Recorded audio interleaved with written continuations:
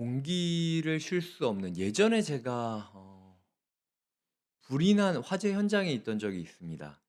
화재 현장 가운데 있었을 때 정말로 갑작스럽게 화재 현장을 탈출했는데 연기 때문에 숨을 쉬기가 어려운 거예요. 그래서 연기 때문에 숨을 쉬기가 어려워서 나와서 어떻게 했냐면 정말로 헉헉거리면서 꺽꺽거리면서 죽을 것처럼 사력을 다하여 헉헉 숨을 쉬었습니다.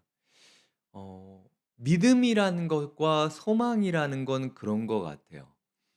이 우리가 믿는다라는 행동 때문에 믿음으로 말미암아 구원을 받았다라고 이야기를 하는데요. 이 믿음은 숨 쉬는 거랑 같은 겁니다. 화재 현장이나 아니면 공기가 아예 없는 곳에서 있다가 어느 순간 그 공기가 있는 곳으로 탈출했다고 생각을 해 봐요. 그래서 숨을 쉬는 겁니다. 들이마시는 거죠. 그러면은 내가 들이마셨기 때문에 내가 살 수 있는 겁니까? 아니면은 공기가 있는 곳에 내가 있기 때문에 살 수 있는 겁니까? 사실은 내가 아무리 숨을 쉬려고 노력을 해도 산소가 없는 곳에서 숨을 쉬려고 한다면 그건 아무런 효력이 없는 거죠. 믿음이라는 게 그런 겁니다.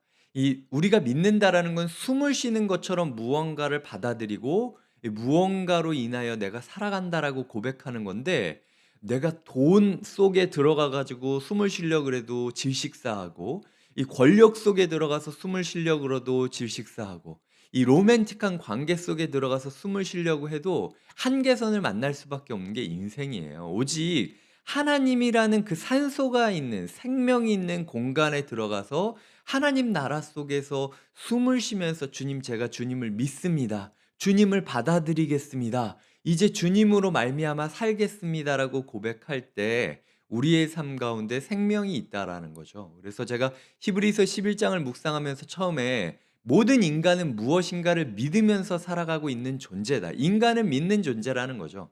중요한 건 뭘 믿느냐가 문제라는 거예요. 그래서 내가 뭘 믿는지를 검토를 하고 숨을 쉴 수 있는 영역에 나를 탁 두고 거기서 숨을 쉬어야 그래야 우리가 살 수 있지 않냐. 이게 믿음입니다. 믿음으로 우리가 숨을 쉬었다라고 생각을 해 봐요. 이제 드디어 숨 쉴 곳을 찾았습니다. 근데 한번 내가 숨을 들이마시고 내쉰 다음에 '아 이제 내가 숨 쉬었으니까 이제 난 살겠지.'라고 생각을 하고 그냥 그다음부터 숨 안 쉬고 살아간다면 어떻게 될까요? 그러면은 죽는 거죠 다시. 숨 쉴 수 있는 공간을 찾았고 숨 쉬는 법을 배웠다면 이제 믿음으로 살아가야 되는 겁니다. 믿음이 순간이 아니라 영원까지 이어지게 만들어야 된다라는 거죠. 마치 아벨의 한 지점, 참된 예배자로서의 한 지점을 딱 찍으면서 믿음의 삶이 시작했다면 우리가 요즘 묵상하듯 그게 에녹의 일생이 되어서 하늘 보좌에 올라갈 때까지 이 땅을 딛고 살아가지만 마치 구름을 걷는 것 같은 독특한 삶의 모습을 가지며 살아가야 될 것을 지금 성경이 이야기하고 있는 겁니다. 믿음의 주요 온전케 하시는 이인 예수를 바라보자라고 이야기하는데요. 이 주라는 단어는 선각자, 챔피온이라는 단어입니다. 그러니까 믿음의 시작점, 우리 앞서서 선각자가 되어서 달려가는 이도 예수님이시고 믿음의 종착점, 우리가 가야 할 마지막 지점에도 예수님이 계시다라는 사실을 우리가 기억해야 된다라는 거죠. 오늘 보시면은 12 장의 오늘 이야기는 그 마치 마라톤을 하는 것과 똑같은 이미지로 그려지고 있습니다. 먼저 우리에게 구름같이 둘러싼 허다한 증인들이 있어요. 올림픽 스타디움이 열리고 히브리서 11 장에 있었던 모든 사람들, 그리고 처음에는 되게 선명한 이름으로 시작하지만 마지막 어제 우리가 묵상했던 구절에서는 되게 다수 이름으로 등장하잖아요. 굳이 누구 케이스를 들지 않고 사례 그냥 "이런 사람도 있었다. 이런 사람도 있지 않냐." 이런 식으로 익명의 다수의 모습으로 그리는 거는요. 지금 히브리서 11 장을 읽고 있었을 초대 교회 가운데 자기의 아버지, 자기의 어머니, 나를 도와줬던 권사님, 내 옆에 있었던 집사님, 그들의 얼굴을 떠오르게 만들기 위하여 의도적으로 이름을 넣지 않고 있는 거예요. 그러니까 비록 이 말라기까지의 이야기를 어제 11장 후반부에서 다루고 있었지만 마치 그 희로애락, 누군가는 예수 그리스도를 믿는 것으로 인하여 상 주심을 받고 땅을 유업으로 얻고 이러지만, 누군가는 예수 그리스도를 믿는다라는 이유 때문에 죽어가고 톱으로 켜서 죽고 막 이렇게 토굴과 동굴 속에 유리하는 모습을 보여지게 되는 것이, 결국은 우리 교회 안에서 나와 함께 신앙생활을 했지만 먼저 죽어갔던 믿음의 선진들, 실제로 내가 눈을 감으면 떠올릴 수 있는 그들의 모습을 그리게 만든다라는 거죠. 근데 그들이 지금 올림픽 스타디움에서 우리를 향하여 소리를 지르고 있는 겁니다. "이제 나는 도착했다. 이번엔 너의 차례다. 너의 경주를 이어야 된다."라고 생각을 하면서 달리라는 거죠. 나를 너무 사랑했던 순장님, 나를 위하여 정말로 눈물로 말씀을 전해 주셨던 우리 부모님, 그분들의 모습을 항상 떠올리면서 오늘 우리에게 주어진 일상을 끝까지 살아가야 된다라는 겁니다. 오늘 우리가 발걸음을 내딛지 않으면요, 숨쉴 곳에 들어가 있지만 숨 쉬지 않고 죽어가는 인생이나 똑같습니다. 잔칫집에 있지만 아무것도 먹지 않는 인생이나 똑같아요. 아무리 좋은 걸 먹을 차려놔도 먹지 않으면 소용이 없잖아요. 그리고 먹었을 때 오장육부가 그 영양분을 온몸으로 보내기 위해서 정말로 치열한 전투를 하면서 에너지를 쓰고 있거든요. 그래서 우리의 삶 가운데 아무도 보이지 않고 느껴지지 않지만 그 믿음의 전투를 계속 이어가야 우리가 하나님께 다가갈 수 있는 모습이라고 이야기를 하고 있다라는 거죠. "모든 무거운 것과 얽매이기 쉬운 죄를 벗어버려라라고 이야기를 하고 있습니다.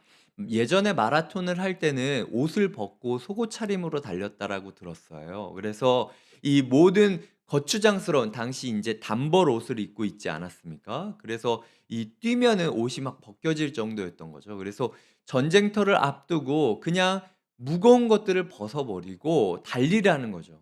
특별히 이 1 절에서 무거운 것과 얽매이기 쉬운 죄를 벗어버리라는 말이 다이어트를 뜻할 때도 사용되었다라고 합니다. 그러니까 이 영적인 다이어트를 해야 된다라는 거죠. 너의 삶 가운데 이제는 좀 심플한 삶이 생겨야 된다라는 겁니다. 이 너무 복잡하게 살지 말라는 거예요. 이럴 때는 이러고 저럴 때는 저러고 내 삶에 이것도 좋고 저것도 좋고가 아니라 예수 그리스도를 향한 경주를 하겠다라고 결심했으면 삶을 조절해야 된다라는 거예요. 우리가 다이어트를 하고 소위 말해서 바디 프로필을 찍겠다라고 우리가 결정을 했다 칩시다. 그러면은 그 3 개월에서 4 개월간의 시간 동안 식단을 조절하지 않습니까?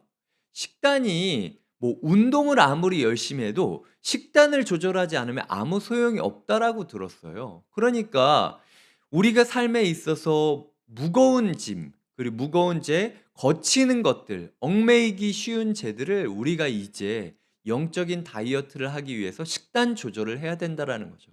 아무리 뭐 그 죄악이 아니라 할지라도, 예를 들어 내가 휴대폰을 하루에 있어서 너무 많이 만져서 성경을 읽을 시간이 없다, 기도할 시간이 없다라고 이야기하시는 분들은 이 동영상 보고 휴대폰 하고 카톡 보고 하는 것들을 줄이셔야 돼요. 이게 죄입니까? 죄는 아니죠. 하지만 그럼에도 불구하고 얽매이기 쉽고 예수 그리스도에게 다가가기 어렵게 만들고 있다면 그냥 내려놓을 수 있어야 된다라는 거예요. 우리의 삶에 있어서 아무리 좋은 게 있고 이 부분이 필요하다라고 할지라도 예수 그리스도를 바라보는데 방해거리가 된다면, 그게 아무리 마음 뭉클하게 만드는 드라마든지 아니면은 내 마음을 따뜻하게 만들어주는 친교의 자리든지 간에 조절할 수 있어야 된다라는 겁니다. 우선순위는 예수를 바라보고 예수와 동행하며 예수의 길을 걷는 것에 있다라는 것이죠. 우리가 경주를 하기 위해서는 사실은 두 가지가 필요합니다. 하나는 종착점을 항상 생각해야 되고요. 그래야 페이스 조절이 되죠. 그래서 내가 지금 이렇게 달려가고 있지만 오르막길이 있고 언젠가는 또 내리막길이 있고 언젠가는 또 평탄한 길이 있을 거라는 것. 오르막길을 걸을 때는 버티고 내리막길을 갈 때는 넘어지지 않게 조심하고 평지를 가고 있을 때는 호흡을 가다듬는 것. 이제 그런 부분들이 우리의 신앙생활 안에 있으려면 이 순간만을 보는 게 아니라 영원의 종착점을 바라보는 것이 필요합니다. 그러기 위해서 우리가 믿음의 완성자인 예수 그리스도를 향해서 하늘을 바라보고 항상 달려야 된다라는 거죠. 주님께서 저 하늘에 올라가셨다라는 사실을 깨닫고 달려가야 된다라는 겁니다. 동시에 오늘 이 순간 호흡을 잘 유지하지 않고 발길을 내딛지 않으면 아무 소용이 없어요. 그래서 아까 이야기 드렸지만 믿음의 선각자였던, 앞서서 등을 보여주고 달려가고 있던 예수 그리스도를 보며 따라가는 것이 필요하다라는 겁니다. 믿음의 경주를 하는 사람들은 자기의 식단을 조절하고 자기를 가볍게 만들고, 얽매이기 쉬운 것은 아무리 좋은 거라 할지라도 내려놓을 수 있는 결단력을 가지는 동시에 지금 이 순간 예수 그리스도를 바라보고 저 멀리 계시는 예수 그리스도를 바라보며 달리는, 오늘과 미래를 함께 보는 눈 두 개를 가지며 살아간다라는 거죠. 한눈으로는 오늘을 보고 한눈으로는 영혼을 볼 수 있는 그 영혼의 시각을 가지고 있어야 된다라는 겁니다.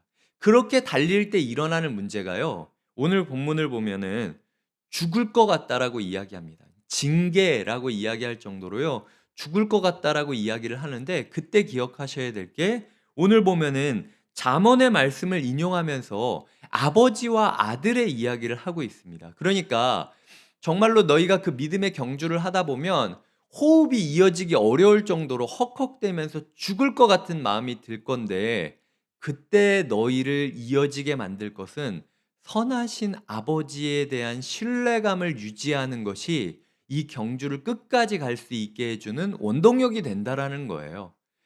어떤 제가 좋아하는 한 목사님은 성경 안에서 그 가장 중요하고 가장 본인이 좋다라고 생각하는 말씀이 무엇이냐고 물어봤을 때 시편 23편을 들곤 합니다. 그래서 그 시편 23편을 날마다 묵상하면서 살아갔다라고 해요. 저 또한 시편 23편을 힘들 때마다 묵상하곤 합니다. 여호와는 나의 목자시니 내게 부족함이 없을 것이다. 하나님은 나의 아버지시다. 예수 그리스도께서 사역의 길, 고난의 길을 시작하시는 가장 그 초입, 하나님이 뭐라고 이야기하십니까? 이는 내 사랑하고 기뻐하는 아들이다 라고 이야기를 하면서 하지 않습니까? 그러니까 주님께서도 믿음의 경주를 시작할 때 들었던 말이, 너 다 기억하지 않더라도 내가 너를 사랑하고 기뻐하는 아빠라는 사실만 기억하고 있으면 십자가 질 수 있다 라고 이야기하셨던 게 하나님이 예수님에게 주셨던 당부였다라는 거죠. 그러니까 오늘 우리가 묵상해야 될 말씀도, 하나님 이걸 왜 주셨어요? 하나님 이거 나는 어떻게 해야 되죠? 이거 이렇게 하면 이렇게 될까? 이런 식으로 협상을 하는 게 아니라, 오늘 우리의 삶 가운데 주님, 선하신 주님, 나의 아버지, 나에게 가장 좋은 것을 주실 하나님. 그러니까 우리의 믿음의 레이스 가운데 하나님을 묵상하며 하나님과 동행하며 살아가는 것이 가장 중요하다라는 것을 이야기하고 있다라는 겁니다. 마지막으로 13절에 12절 13절에 보면, 그러므로 피곤한 손과 연약한 무릎을 일으켜 세우고 너희 발을 위하여 곧은 길을 만들어 저는 다리로 하여금 어그러지지 않고 고침을 받게 하라라고 이야기를 하고 있습니다. 우리의 삶 가운데 포기하지 말고 걸어가라고 하는 거예요. 너희의 삶에 피곤함이 있을 거고 연약해서 무릎이 덜덜 떨리는 일이 있을 건데, 그럼에도 불구하고 끝까지 포기하지 말고 달려가라는 겁니다. 너희의 발을 위하여 곧은 길을 만들라. 이 곧은 길을 만든다라는 게요, 당시 로마가 도로를 만들지 않았습니까? 로마는 도로로 말미암아 유명해졌던 나라예요. 근데 이 로마 안에 있었던 그리스도인들에게 길을 만드는 게 어떻게 만드는 거냐?